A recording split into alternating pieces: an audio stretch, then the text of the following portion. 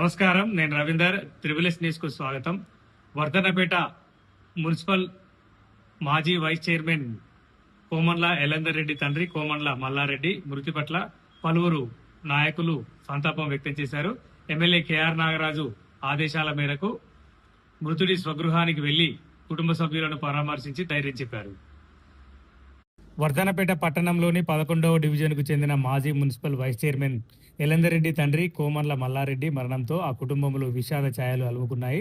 విషయం తెలుసుకున్న మండల అధ్యక్షుడు కాంగ్రెస్ పార్టీ పోశాల వెంకన్నగౌడ్, పట్టణాధ్యక్షుడు ఈగ దామోదర్ మృతుని నివాసానికి చేరుకుని కుటుంబ సభ్యులను పరామర్శించి తమ ప్రగాఢ సానుభూతిని తెలియజేశారు.